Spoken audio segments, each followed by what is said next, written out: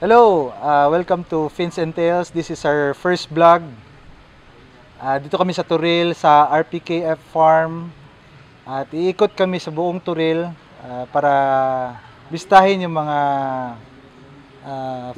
friends natin sa sa ating hobby sa fish, to see their fishes, anong mga ornamental fish na inaalagaan nila, at mapakita natin sa inyo kung ano yung mga kanilang alaga.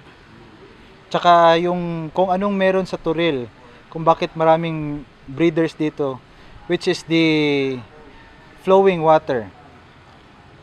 Okay, let's go.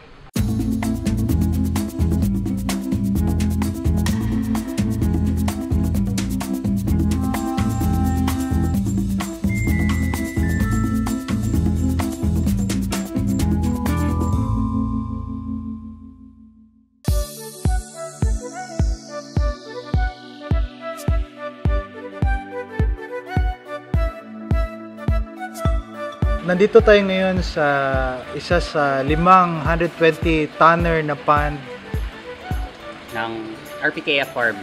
So, nandito ngayon yung mga, di ba yung sabi nila yung mga class A na kois, mga selected kois nila. Nandito rin dito rin nila binibreed yung mga kois, mga Japanese koi nila. Then dito makikita natin na kung gaano ka-abundant ang water dito sa Turil.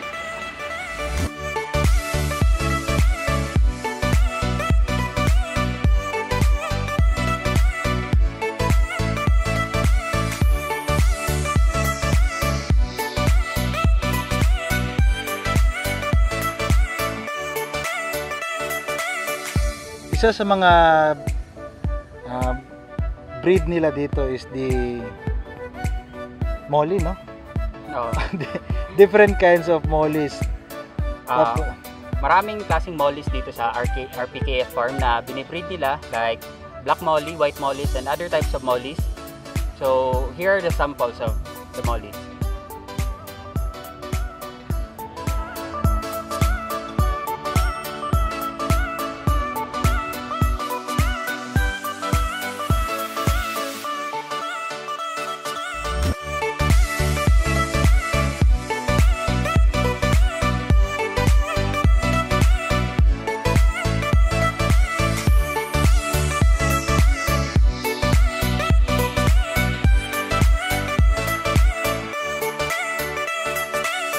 Dito sa tab na ito, makikita natin yung mga 2 to 3 weeks old na mga fry, Japanese koi na fry. So, andito sila.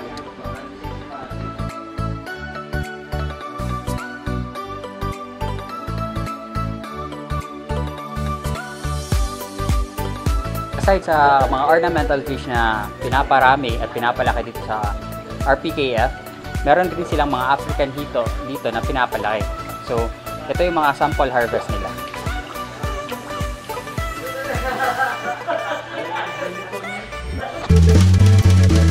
Sa bagikan ng tubig diri sa Turil is flowing. Gikan ba sa bukid, no? Gikan sa bukid. Murag-murag ang Turil na himong catch basin ang Turil. So kasagaran mga ornamental fish dire. Mga breeders dire nagakalot gid sila, deep well gid sila. Nagapa-drain sila og pipes. Actually 12 feet para mas malakas yung akyat ng tubig. Akyat ng tubig. Then the supply. That's why ang mga breeders Turil is abundant sila sa pag-breeding of any kind of fish, mga isda. Tungod sa tubig na fresh. Then kumbaga mo na ilang asset. So, guys, can you imagine gaano karami ang tubig dito? Gaano ka-abundant ang tubig dito sa Turil? Isipin mo, from the flowing water through here sa filtration system going to the main pond, 120 gallons each. No, it's not gallons. We're talking about tons. So, guys, ganun karami ang tubig, ganun ka-abundant ang tubig dito sa Turil.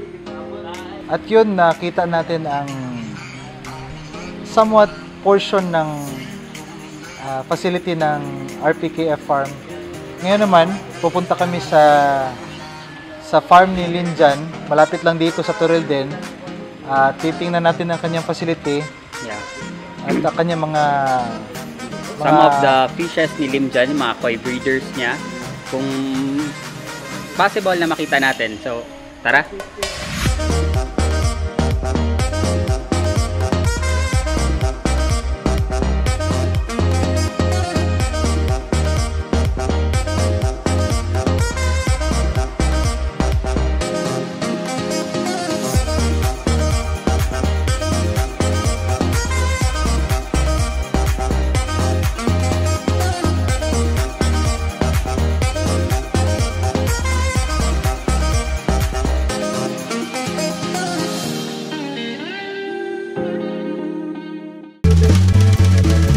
Okay, nandito kami kina Limjan Koi Farm. So, unsa imong ginabreed kasagaran ng mga koi sa klase? So dati akong gina-focus kay Kuhako at Sadki. Pero karon ang focus na ko is Showa. Showa. Uy, my favorite Showa.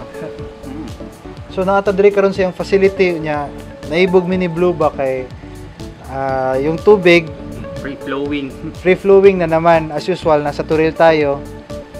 So, nainggit kami, sana sa bahay meron din kaming ganito kalaking tub. Pakita mo ang tub. Unsa ang source ani sa ilalom gyud? O sa ilong mga bali ang gi-drill ani niya mga 186 feet. Sa lalom para lang makakuha nga na tubig. O parang 186 feet. So, ano na siya mo? Gawas lang siya giha. free flow na siya.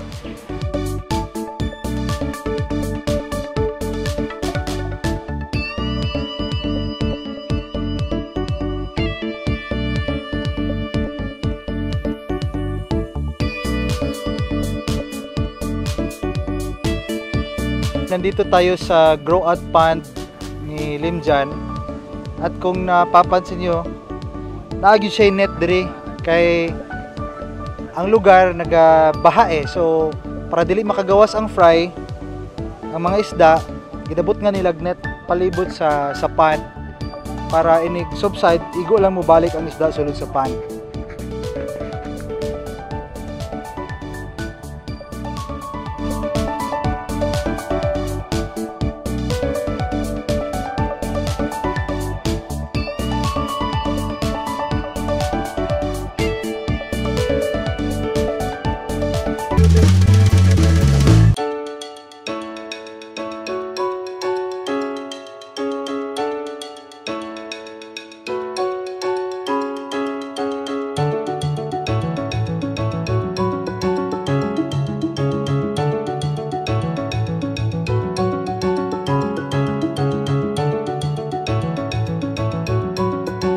Nandito kami sa ating kaibigan na si Sir Owen.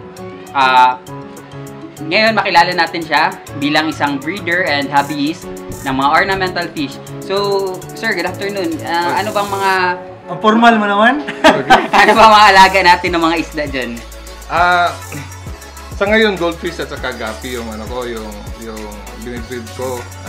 Dati matagal ako sa koi. Sama ko yung Champion mga ka before, di ba?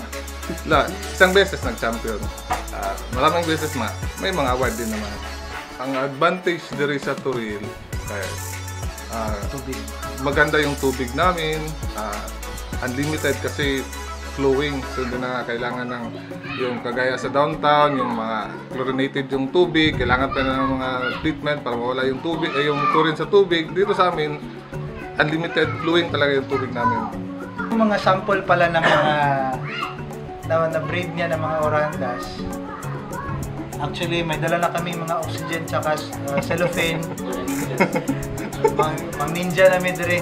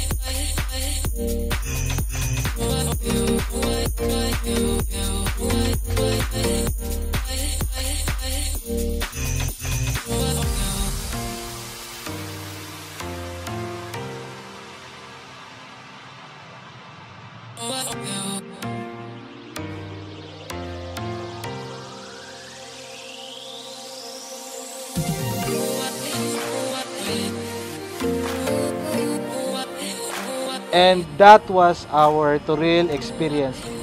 Hindi man namin masyado naikot lahat, pero mostly yung mga kakilala lang namin, tsaka yung iba kasi siya ay magpakuha sa camera. But what we learned is that Turil is blessed with good source of water. Liban sa good source of water, marami ring ornamental fish ang makikita nyo dito. If you go here in Davao, try to visit Turil. So, you can explore. You can see what's in here para makilala nyo rin kung sino yung mga habis at mga breeder dito. So, meron kaming mga pages like Ato ni Bay. Davao Goldfish Enthusiast. Davao Koi Club. We will try to help you or answer your questions if you have one. If you have questions, just comment down below. So, Please like and subscribe. comment na rin kung may mga questions kayo. So, See you on our next video vlog. thank you.